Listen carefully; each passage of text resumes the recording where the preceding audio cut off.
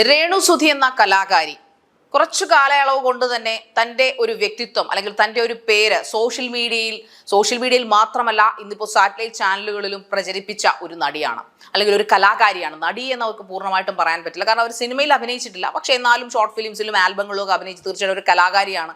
Basically അവർ നാടക നടിയാണ്. അവർ പറഞ്ഞിട്ടുണ്ട്. നമുക്കറിയാം രേണു സുധിച്ചേട്ടൻ്റെ അല്ലെങ്കിൽ കലാകാരനായിട്ടുള്ള കൊല്ലം സുധിയുടെ വൈഫാണ്. വൈഫ് എന്ന ആ ഒരു പദവിയെ ചൊല്ലി തന്നെ ഒരുപാട് തർക്കങ്ങളും വിവാദങ്ങളും നിലനിന്നു പോകുന്നു.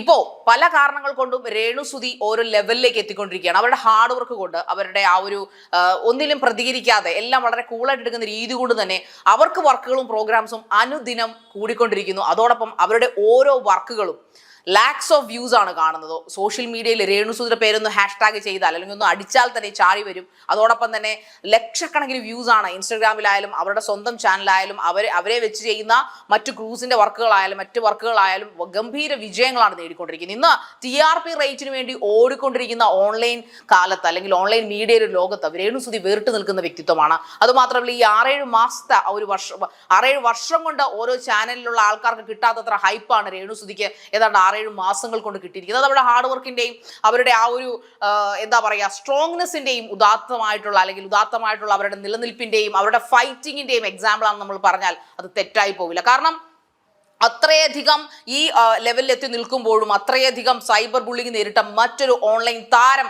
ഒരു പക്ഷേ ഈ കേരളക്കരയിൽ ഇതുവരെ ഉണ്ടായിട്ടില്ലെന്ന് തോന്നുന്നു. അതുപോലെയാണ് ആൾക്കാർ അവരെ വിമർശനങ്ങൾ കൊണ്ട് മൂടിക്കൊണ്ടിരിക്കുന്നത്. വിമർശനം എന്ന് പറഞ്ഞാൽ അത് വളരെ നല്ല ഭാഷയായി പോകും. ചീത്ത വിളിക്കുക എന്ന് കേട്ടിട്ടില്ലേ? രേണു സുധിയായിട്ട് അവരുടെ ഒരു ചാനലിലോ അല്ലെങ്കിൽ ഒരിടത്തും ഒരു മീഡിയയിലും വന്ന് ഒരാളെയും അധിക്ഷേപിക്കുകയോ അവരുടെ ഭർത്താവിനെയോ കുട്ടികളെയോ അധിക്ഷേപിക്കുന്നവരെ തിരിച്ചു പറയുകയോ തെറിവിളിക്കുകയോ ചീത്ത വിളിക്കുകയോ കുക്കി വിളിക്കുകയോ ഒന്നും ചെയ്തിട്ടില്ല.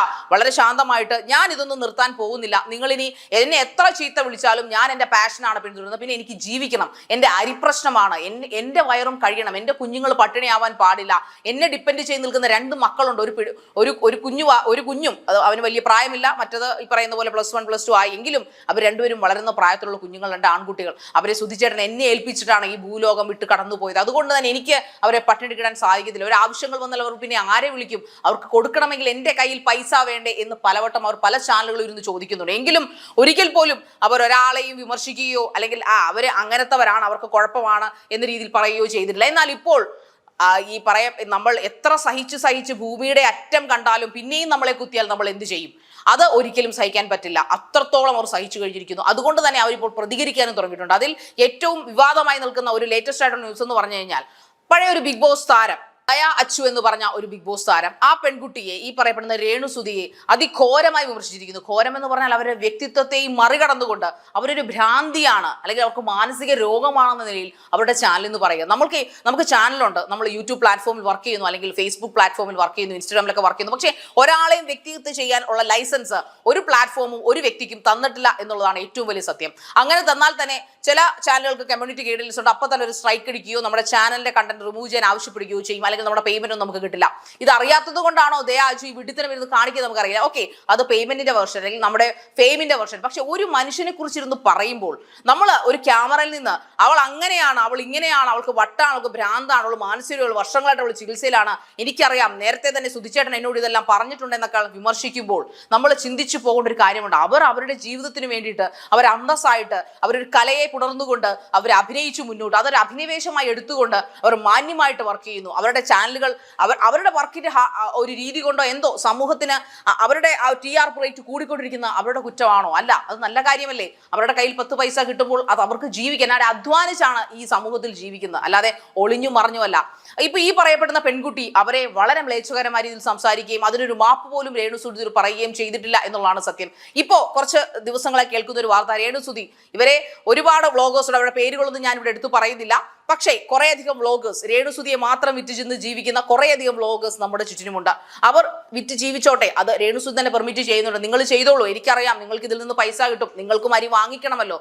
പക്ഷേ ഈ പറയപ്പെടുന്ന വ്യക്തികൾ പലരും അതിർവരമ്പുകൾ ലംഘിച്ചിരിക്കുന്നു. അവരുടെ വ്യക്തിത്വത്തെയും അവരുടെ സ്വത്വത്തെയും അതിക്രൂരമായ രീതിയിൽ വിമർശിക്കുമ്പോൾ അത് അവർക്ക് സഹിക്കാവുന്നതിലും താങ്ങാവുന്നതിലും അപ്പുറമാണ്. കാരണം അവരും മജ്ജയും മാംസവും ബോധവും വികാരങ്ങളുമുള്ള ഒരു മനുഷ്യ സ്ത്രീയാണ്. അവർ ആർട്ടിസ്റ്റായി പോയി, അവർ സുധിച്ചേട്ടന്റെ വൈഫായി പോയി എന്നുകൊണ്ട്, അല്ലെങ്കിൽ രേണു സുധി ആയതുകൊണ്ട് അവർ കരിങ്കല്ലല്ല അവരുടെ ഹൃദയം എന്ന് പറയുന്നത്. അതുകൊണ്ട് തന്നെ 1-2 വ്ളോഗേഴ്സിനെതിരെ അവർ പോലീസ് സ്റ്റേഷനുകളിൽ പരാതി കൊടുത്തിട്ടുണ്ട്. ഇത് രേണുസുതി തുടക്കം തന്നെ ചെയ്തിരുന്നെങ്കിൽ ഈ വിമർശനങ്ങൾ ഉണ്ടാകുമായിരുന്നു. പക്ഷെ ഈ അധിക്ഷേപങ്ങൾ ഉണ്ടാകുമായിരുന്നില്ല. കാരണം ഈ വിമർശനവും അധിക്ഷേപവും രണ്ടാണ്. ഒരാളെ നമുക്ക് നന്നായിട്ട് വിമർശിക്കാം, അയാളുടെ കഴിവിനെ കുറച്ചു കാണിക്കാതെ നിങ്ങൾ കുറച്ചുകൂടെ ഇംപ്രവൈസ് ചെയ്യാം, നിങ്ങൾ ഇങ്ങനെയല്ല ചെയ്യേണ്ടത്, നിങ്ങൾ കുറച്ചുകൂടെ എക്സ്പ്രഷനിസ്റ്റ് ആവും, അല്ലെങ്കിൽ കുറച്ചുകൂടെ നിങ്ങൾ ക്യാമറയുടെ മുമ്പിൽ കുറച്ച് ഫ്രീ ആയിട്ട് നിൽക്കൂ എന്ന രീതിയിൽ വിമർശനങ്ങളാവാം. ക്രിട്ടിക്സ് ഉണ്ട്, നാടാണ് നമ്മൾ എഴുതുന്നത്. പക്ഷേ അധിക്ഷേപമാണ് രേണുസുതിക്കെതിരെ കണ്ടിന്യൂസ് ആയിട്ട് നടന്നുകൊണ്ടിരിക്കുന്നത്. അതും ഓൺലൈൻ മീഡിയയിൽ ഇരുന്നുകൊണ്ട് എന്തും ചെയ്യാവുന്ന അഹങ്കാരത്തോടുകൂടി. ഇവരെ ആരെയും രേണുസുതി പേഴ്സണലിയോ പ്രൊഫഷണലിയോ ആരെയും അധിക്ഷേപിക്കുകയോ കുറ്റം പറയുകയോ ചെയ്തിട്ടില്ല. എന്നിട്ടും അവർക്ക് ഭ്രാന്താണെന്ന് വിളിച്ചു പറയുന്നു. മരിച്ചുപോയ സുധിച്ചേട്ടനെ പോലും ഇതിൽ വലിച്ച് കൊണ്ടുവരികയും അതോടൊപ്പം തന്നെ അദ്ദേഹത്തിന്റെ ഭാര്യയല്ല എന്ന രീതിയിലുള്ള ആരോപണങ്ങൾ കേൾക്കുകയും ഒക്കെ പറയുന്നു. ഇതിനൊക്കെ അവർ വളരെ കൂളായിട്ട് പ്രതികരിച്ചിട്ടുള്ള വ്യക്തിയാണ്. അവർ ചിരിച്ചുകൊണ്ട് അവർ ഇന്റർവ്യൂ എടുക്കുമ്പോൾ നമുക്കറിയാം അവർ എല്ലാ ചോദ്യങ്ങൾക്കും അവർ ചിരിച്ചുകൊണ്ടാണ് മറുപടി. എന്നാൽ വളരെ സ്ട്രോങ് ആയിട്ടാണ് മറുപടി പറയുന്നത്. അതുകൊണ്ട് തന്നെ ഒരു വ്യക്തിയെ കുത്തിക്കൊല്ലുന്നതിന് ഒരു പരിധി ഉണ്ടെന്ന് നമ്മുടെ സമൂഹം മനസ്സിലാക്കുക.